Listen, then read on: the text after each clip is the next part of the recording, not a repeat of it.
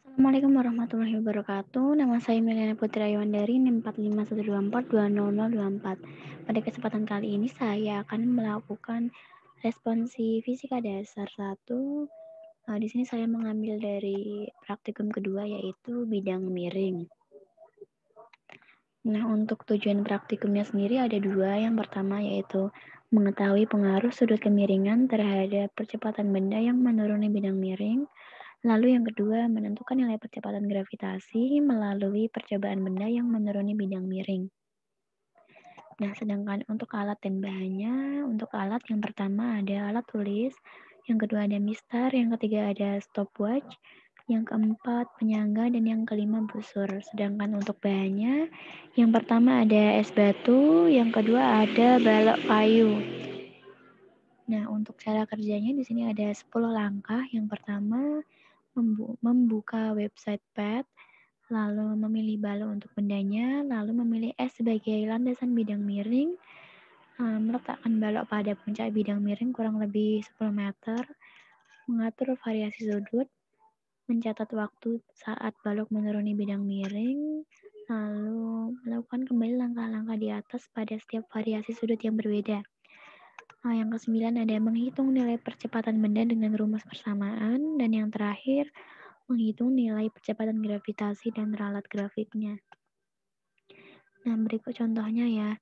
Gesekannya di sini yaitu S tanpa gesekan, lalu posisi benda, posisi balok kayunya ini pada posisi 10 meter. Nah, sudut kemiringan di sini yang pertama saya menggunakan 10 derajat.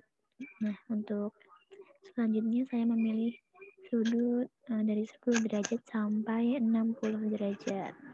Lalu setelah itu kita menghitung waktunya hingga balok mencapai pada jarak 0 meter di sini. Dan berikut data pengamatannya.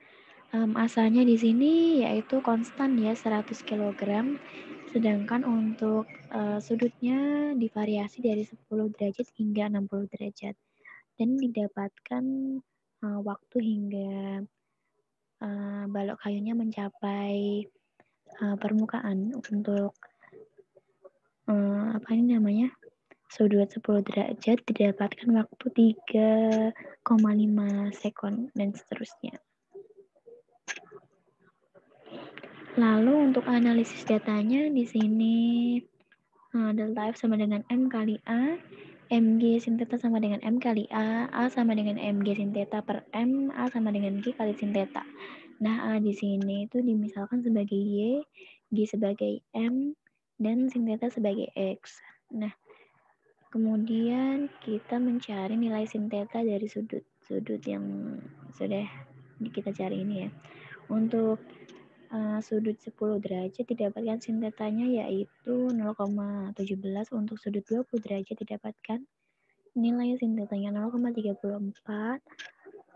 untuk sudut 30 derajat didapatkan nilai sin tetanya 0,5, sedangkan untuk sudut 40 derajat didapatkan sin tetanya 0,64 dan seterusnya. Lalu di sini kita mencari nilai A dengan rumus yaitu S sama dengan V0 kali T plus setengah AT kuadrat. Nah, kita nanti dapat mendapatkan nilai A-nya. Lalu di sini kita mendapat S, T, dan juga A-nya.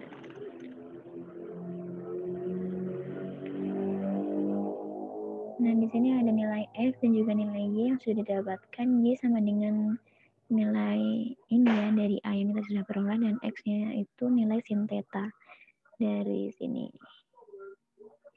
Nah, setelah kita mendapatkan X dan Y, kemudian kita menggambar grafiknya. Setelah menggambar grafik, ditentukan nilai G0, G1, dan G2-nya. Kemudian kita menggambar segitiga pada G0, G1, dan juga G2-nya.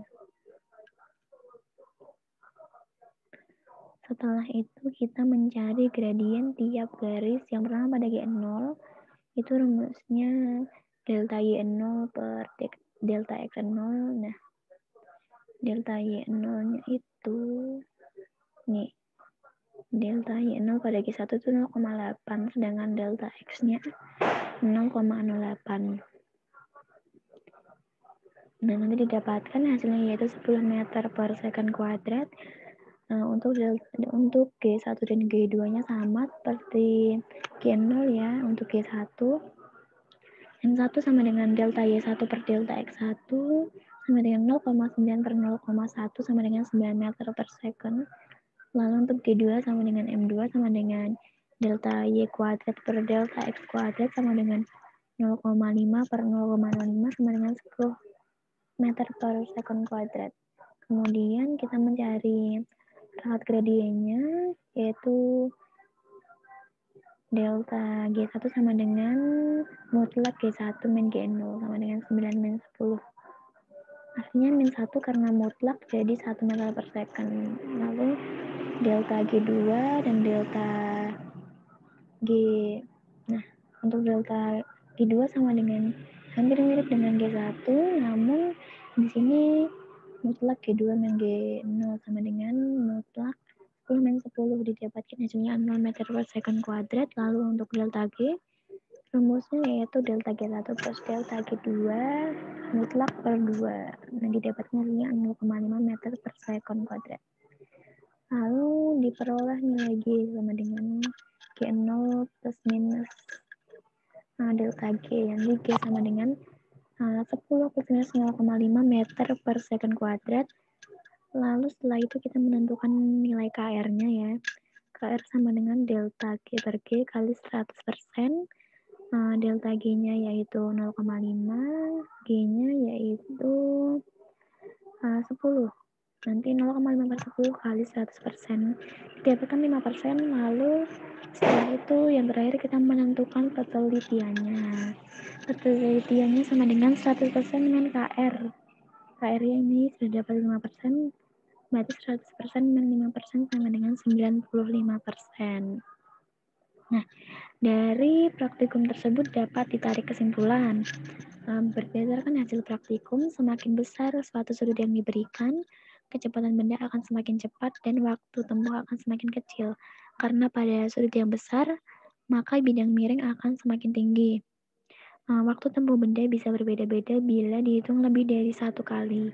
Hal ini bisa terjadi saat melakukan kesalahan pada praktikum, seperti terlambat meluncurkan benda, lalu terlambat menekan stopwatch, atau juga dapat disebabkan oleh keterampilan dari pengukur.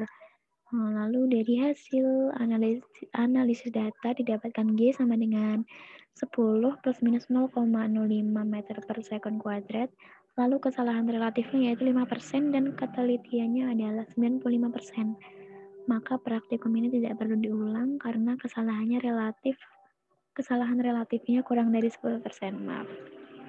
Nah, untuk kesimpulan dan saran, yang pertama kesimpulan, yaitu yang pertama sudut kemiringan mempengaruhi percepatan benda yang menuruni bidang miring. Semakin besar sudut yang diberikan, maka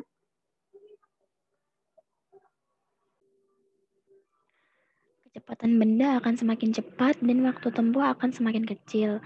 Karena pada sudut yang besar, bidang miring semakin kecil. Lalu yang kedua, percepatan gravitasi dapat dihitung melalui percepatan benda yang menuruni bidang miring. Maaf, ada kesalahan dalam penulisan.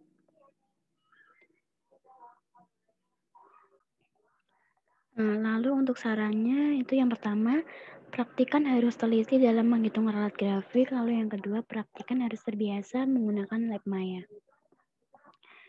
Sekian yang dapat saya sampaikan. Mohon maaf apabila ada kesalahan. Wassalamualaikum warahmatullahi wabarakatuh.